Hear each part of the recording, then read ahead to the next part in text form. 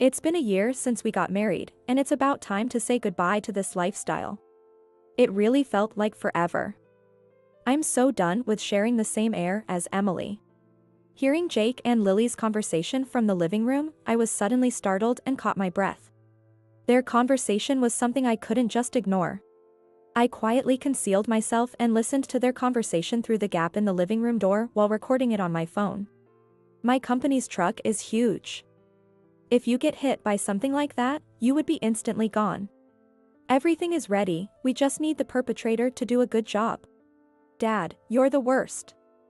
Well, it's not like there was any love from the start. As long as we can live a wealthy life, that's all that matters. Their conversation was chillingly far from what you'd expect in a family discussion. Feeling my whole body shiver, I fled the scene at once. Staying in that house any longer was dangerous. Shaking uncontrollably, I desperately thought about what to do next. My name is Emily, a 35-year-old who works in public relations at a real estate company.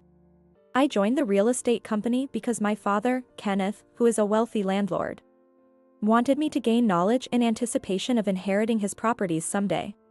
Thanks to some of my father's advice, I also own some land and apartments, which provide me with passive income. I was placed in the public relations role following a suggestion from my boss, Kevin. I spent my 20s in sales, but I was rotated to public relations to learn the ropes.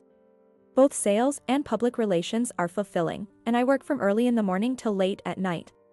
It was the advice from that Kevin over drinks that made me, such a workaholic, start to think about marriage. Emily, you're perfect at your job. So now, you just need to find a kind and loving husband. Kevin suggested with tipsy enthusiasm. Kay, a colleague, responded. That's a compliance violation. Kevin was rebuked and shunned. But I wasn't really upset about it. After all, Kevin was right.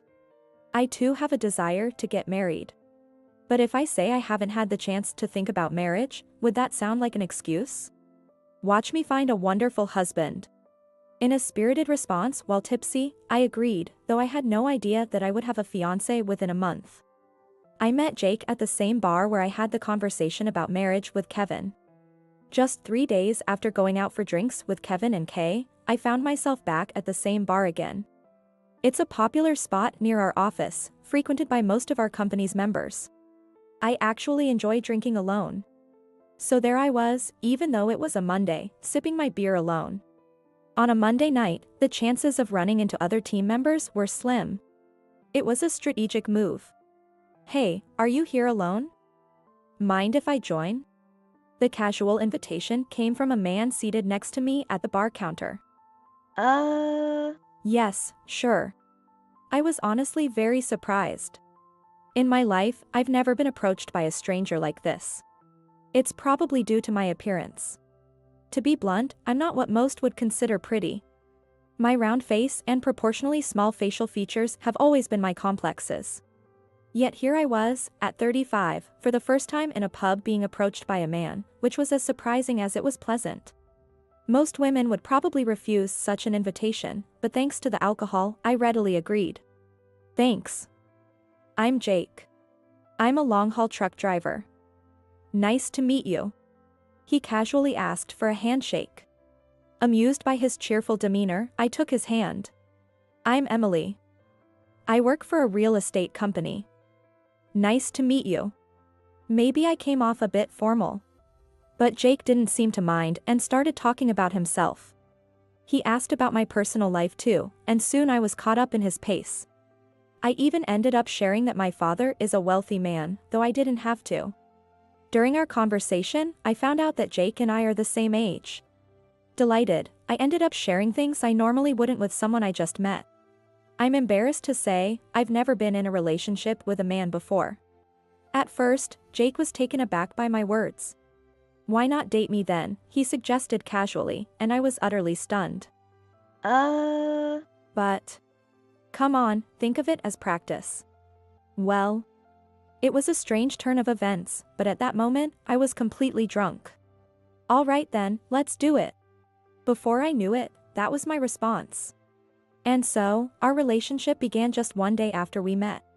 Surprisingly, things with Jake progressed smoothly, and about a month after we met, he proposed. I was shocked, but Jake argued that we're both 35 and it's better to move quickly, so I accepted his proposal without much resistance. I reported this to Kevin. "What? Emily, you're getting married," he exclaimed, almost dropping to the floor in surprise. "That's right. But I'll continue working just as hard."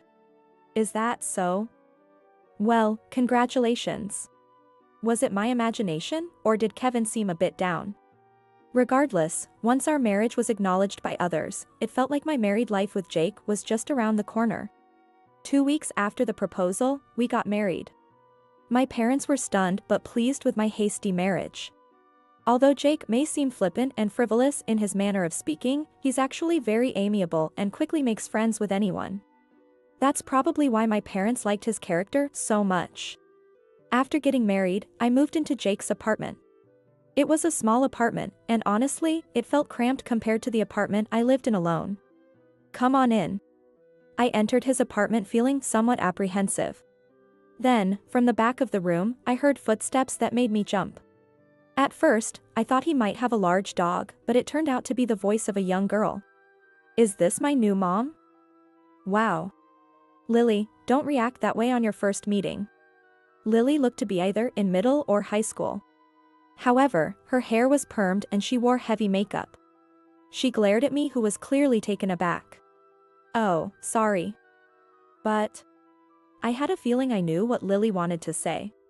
It was painfully clear that she was disappointed by the sight of a not particularly good-looking woman in her mid-30s entering her home. "No, more importantly, what does this mean?" I looked at Jake, demanding an explanation. "Ah, this is my daughter. She's 16.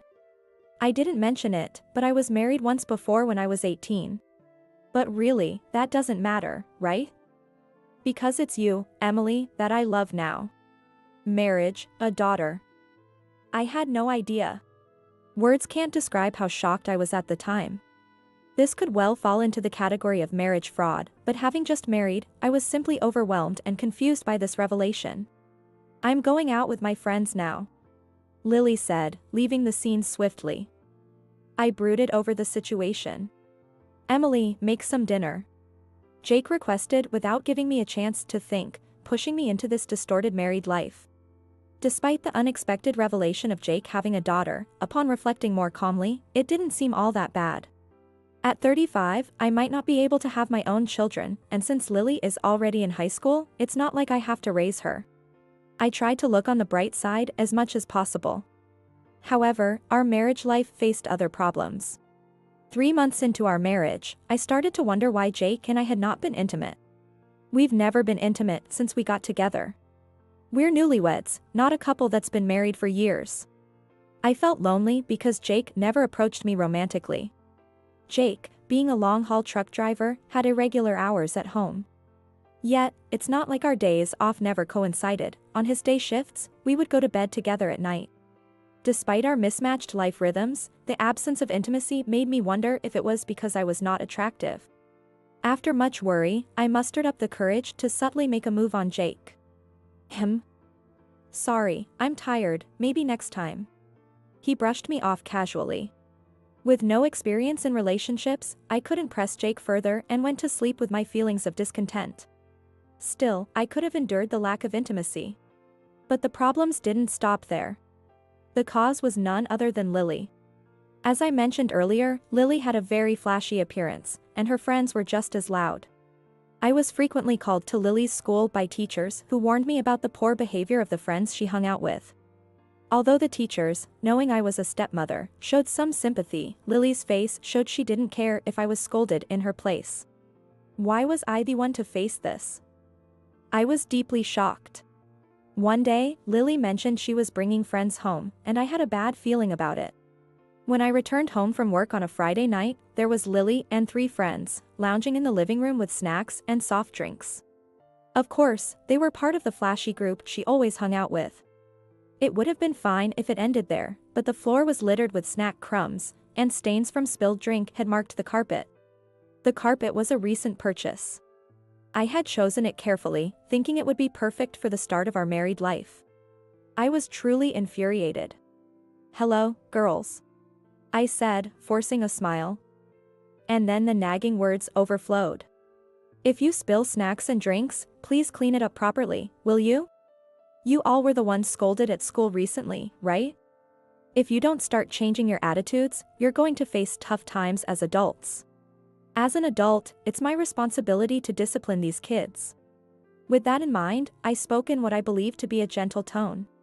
However, none of Lily's friends seemed remorseful after hearing my words. Instead, they looked at me curiously and whispered among themselves. "Is this the famous Emily? Didn't we meet her last time when we were called by the teacher? Oh, was that so? I forgot, we've been called so many times I can't keep track. That's hilarious, and Emily looks so old and unattractive. Why would Lily's dad choose her?" The conversations of Lily's friends were almost unbearable to listen to. Particularly, the words spoken by the third girl somewhat shocked me. I am aware that I am not conventionally attractive. However, it's not something that should be pointed out by my stepdaughter's friends. But getting upset about her words would be immature, so I chose to remain silent instead. "Huh, you can't even respond, that's because you know it's true," Lily added, mocking me further. This made it too painful to stay, and I decided to leave the house for a while. Meanwhile, Lily and her friends continued to laugh raucously, slapping their hands together. Why do I have to be driven out of my own home? I pondered, cursing this unjust situation as I aimlessly wandered outside until Lily's friends had gone home. This kind of life continued for about a year. Jake and I had never been intimate since our marriage. Lily, as usual, did not acknowledge me as her mother, always giving me cold looks. The number of times I was called to the school increased, and eventually, the teachers, exasperated, began to raise their voices at me as if they had forgotten I was a stepmother. "We really need you to provide guidance at home," they would say. This repeated situation must have been frustrating for the teachers too. Each time I was summoned because of Lily, I couldn't help but think, why must I endure this? Yet, my daily life took an unexpected turn towards the end of my marriage. It happened on a Wednesday evening. I had told Lily that I might be late returning home due to a backlog of work from the previous day before I left the house. Jake also mentioned he would be absent from early evening until night due to work. However, when I arrived at the office, the situation was different. Huh? The pile of documents that should have been stacked on my desk was neatly gone.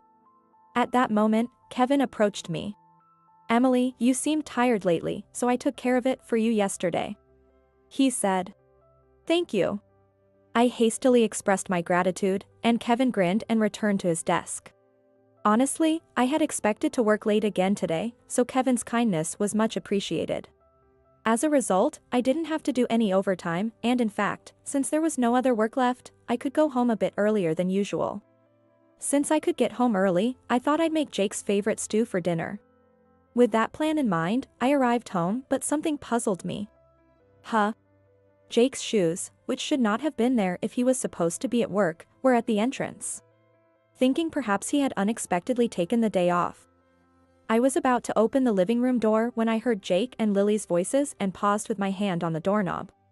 It's been a year since we got married, so it's about time to say goodbye to this life. It really felt like forever. Please, give me a break. I just can't stand breathing the same air as Emily anymore. I was shocked to hear Jake and Lily's conversation from the living room. Say goodbye to this life. What could that mean? Their conversation was not something I could ignore. I quietly concealed myself and listened through the gap in the door, recording their conversation on my phone. My company's truck is really huge. If you get run over by that, you will be instantly gone. Everything is set, we just need the perpetrator to do their part now. Dad, you're evil. Well, there was never any love from the start. As long as we can live a wealthy life, that's all that matters. Anyway, she's so foolish. A guy like me meets her in a bar, and if you charm her a bit, she'll spill everything right away. It's funny you say that as you did this yourself. But hey, thanks to Emily being naive, we found out about her ample assets, right? Really, she's such an easy target. Lily's laughter, filled with words too mature for a high school student, echoed as they laughed hysterically. Their conversation was chillingly far from what you would expect from a family. I felt the hairs on my body stand up and ran from the scene in haste. Staying in that house any longer was dangerous. If the content of their conversation was true, I could be attacked by the perpetrator arranged by Jake. Shaking uncontrollably, I desperately thought about what to do next.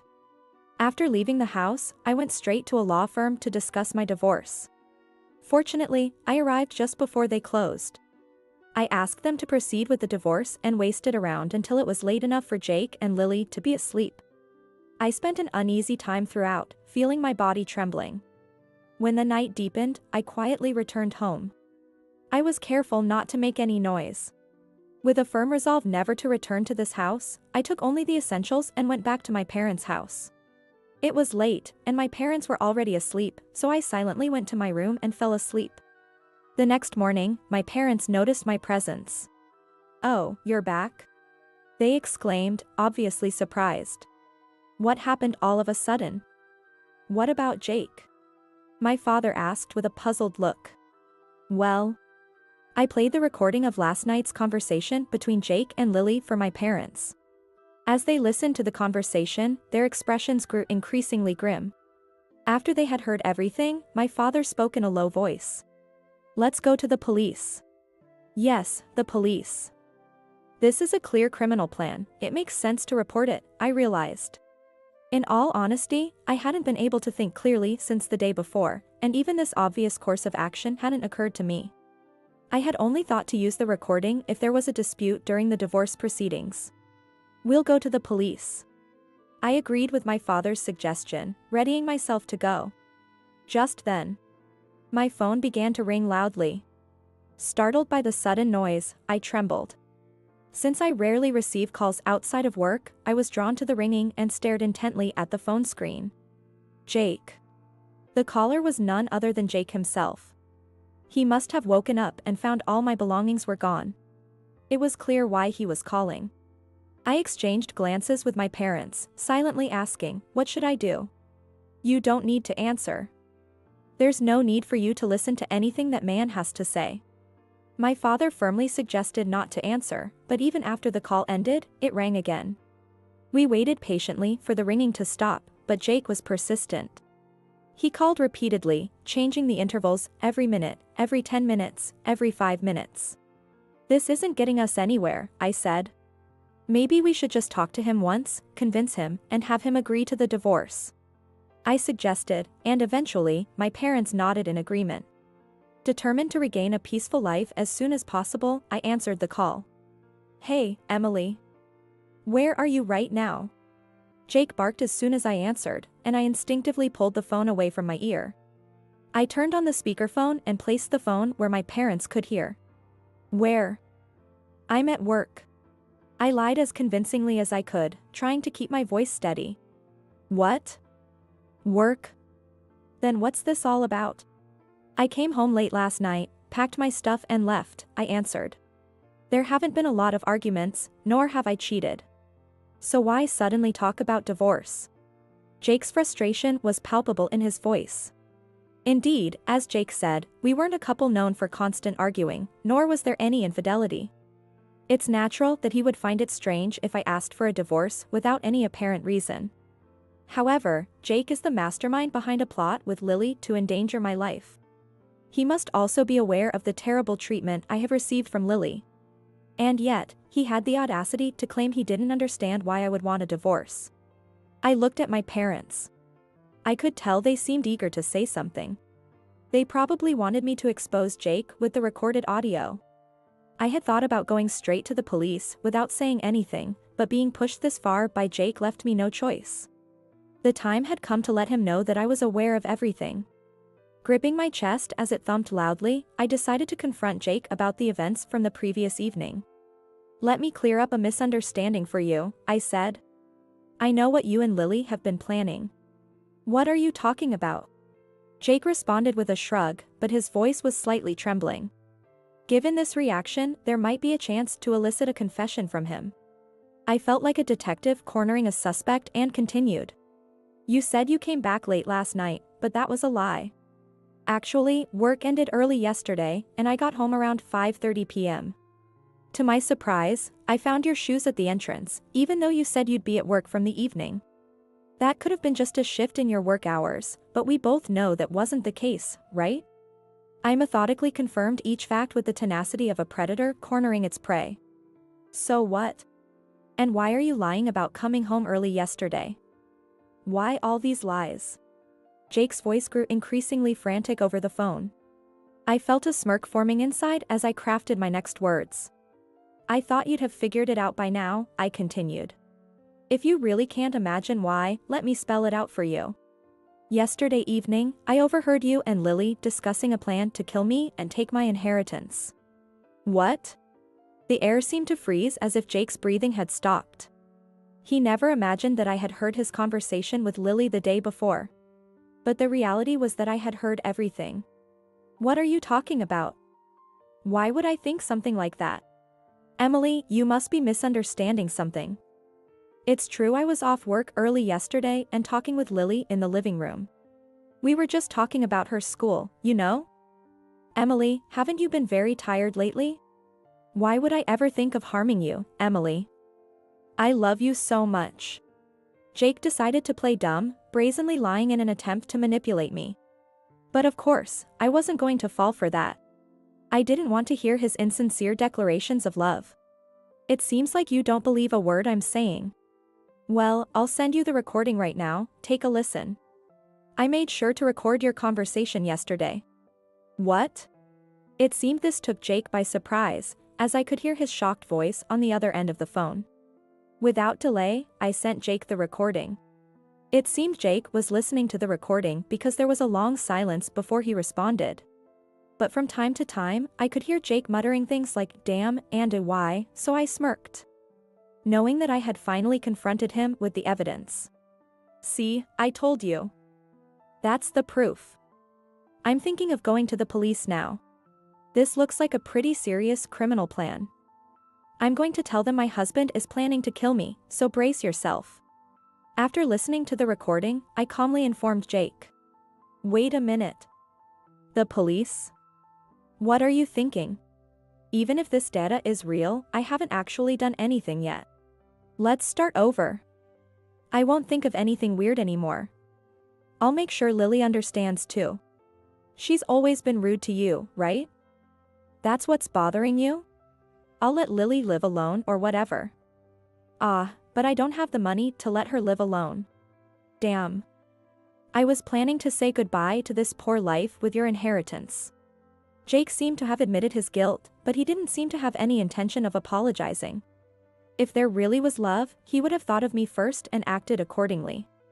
Ultimately, I couldn't see a happy future with Jake, who only thought about money.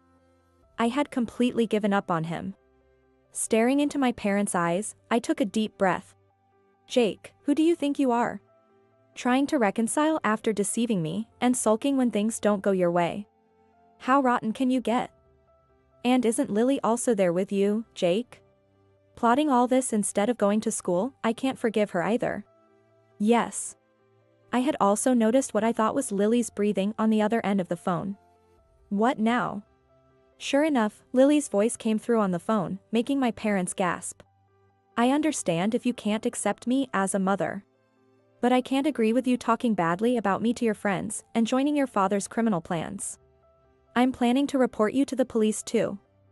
Be prepared. What? Why should I have to deal with the police? It's my dad's fault for being poor. What did you say?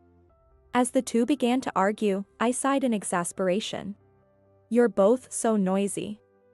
Anyway, you're both heading to the police. By the way, my parents are here too, so there are plenty of witnesses. I spoke more firmly than usual, and Jake persisted. Hey. Wait a minute. If you're going to the police, at least apologize here. That's right. You've ruined our future plans. Jake and Lily said something that made me incredulous. What?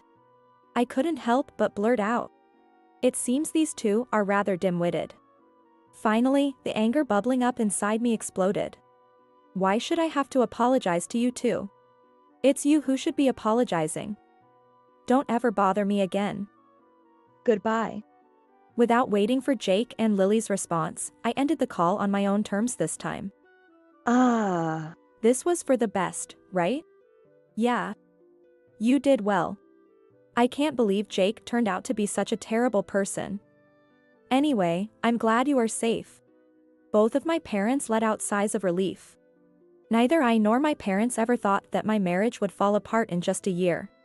But, honestly, there's no way I could have had a happy life with someone who was planning to take my life. It's a sad outcome, but it's better than the worst possible ending. I've decided to think of it that way now. Jake apparently filed for divorce and sent me a message saying we're divorced. The morning's call must have really gotten to him. Of course, I went through a lawyer to claim compensation for emotional distress.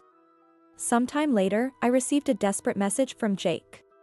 Since we're divorced, can we drop the police matter, please?